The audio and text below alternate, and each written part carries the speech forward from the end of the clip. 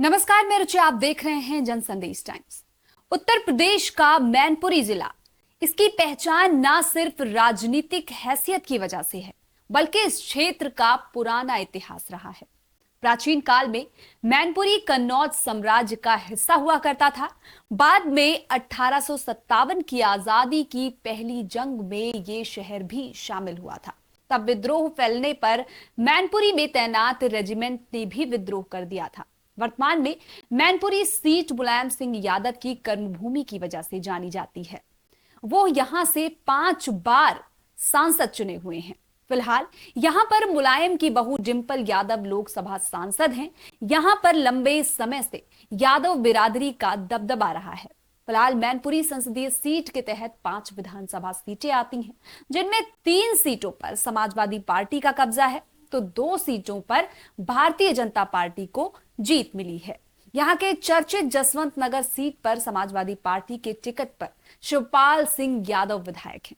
2019 के लोकसभा चुनाव में मैनपुरी संसदीय सीट का राजनीतिक इतिहास देखें, तब यहां पर प्रदेश के पूर्व मुख्यमंत्री मुलायम सिंह यादव आखिरी बार चुनावी मैदान में उतरे थे।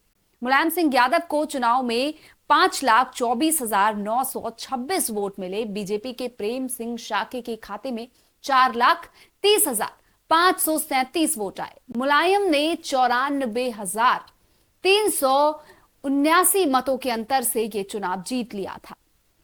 तब यहां के चुनाव में कुल 16,81,508 वोटर्स थे। इनमें से पुरुष वोटर्स की संख्या 9,13,580 थी, तो महिला वोटर्स की संख्या 7,67,869 थी।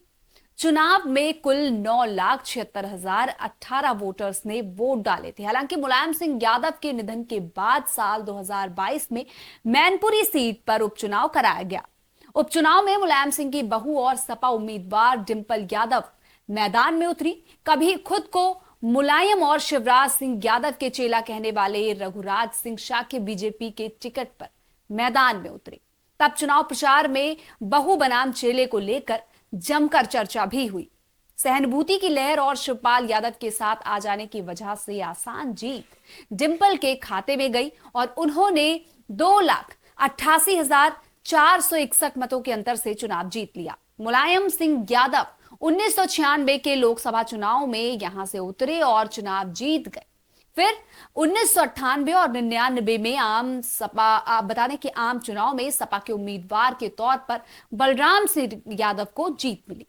साल 2004 के चुनाव में मुलायम सिंह यादव फिर यहां से जीते थे, लेकिन प्रदेश के मुख्यमंत्री बनने के बाद उन्होंने संसदीय सीट को छोड़ दिया। फिर 2004 के उपचुनाव में मुलायम के भतीजे धर्मेंद्र यादव को यहां से जोरदार जीत मिली। 2009 के आम चुनाव में मुलायम सिंह यादव फिर से विजयी हुए। फिर 2014 के लोकसभा चुनाव में मुलायम सिंह यादव मोदी लहर के बीच अपनी सीट बचाने में कामयाब रहे, लेकिन वो पार्टी की खास रणनीति के तहत मैनपुर के अलावा आजमगढ़ सीट से भी चुनाव लड़े थे। वो दोनों ही सीटों से विजयी रहे, लेकिन उन्होंने मैनपुरी सीट छोड़ने का फैसला लिया। इस्तीफा देने की वजह से मैनपुरी सीट पर उपचुनाव कराया गया। यहां से फिर मुलायम परिवार के तेज प्रताप यादव को मैदान में उतारा गया और 3,21,249 मतों के अंतर से जीत हासिल करते हुए सांसद बने।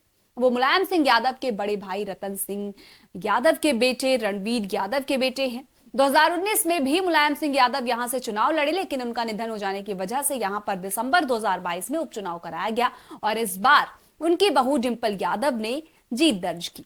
मैनपुरी सीट के जातिगत समीकरण को देखें तो यहां पर इसका कोई खास फर्क नहीं पड़ता है, क्योंकि यहां लंबे समय से मुलायम सिंह यादव परिवार का दबदबा रहा है। बीजेपी यहां अब तक खाता नहीं खोल सकी है, जबकि कांग्रेस को 40 साल से यहां पर अपनी पहली जीत का इंतजार है।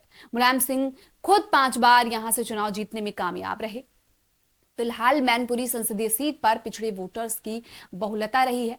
पिछले वर्ग के वोटर्स में यादव बिरादरी के वोटर्स की संख्या सबसे अधिक है और 2019 के चुनाव में करीब 4 लाख वोटर्स थे। शाक्य वोटर्स भी मजबूत स्थिति में माने जाते हैं। इसके अलावा ठाकुर, ब्राह्मण, जाटव और लोधी राजपूत वोटर्स यहां के चुनाव में अपनी अहम भूमिका निभाते रहे हैं। मुस्लिम वोटर्स की संख्या भी 1 लाख से ज्यादा थी। अब देखा जाए तो यहां पर यादव का दबदबा रहा है। ऐसे में बीजेपी बड़े बड़े बातें कह रही है कि 400 पार सीटों के दावे कर रही है। तो क्या मैनपुरी लोकसभा की सीट जो है वो बीजेपी के खाते में आती है, ये देखना बेहद अहम होने वाला है, क्योंकि बीजेपी का यहां पर खाता भी नहीं खुला है। यादव परिवार का दबदबा रहा है। तो किस तरह से ये कहीं ना कहीं मुकाबला मैनपुरी के लिए बेहद टफ होने वाला है। तो किस तरह से बीजेपी यहां पर जीत कायम करेगी, या फिर एक बार फिर मैनपुरी सीट सपा के खेमे में जाएगी, ये देखना बेहद अहम होने वाला है। फिलहाल के लिए बस इतना ही। ऐसी और तमाम जानकारी के लिए हमारे साथ बने रहिए और देखते रहिए जनसंदेश टाइम्स। हमारे चैनल को लाइक, सब्सक्राइब और शेयर जरूर करें।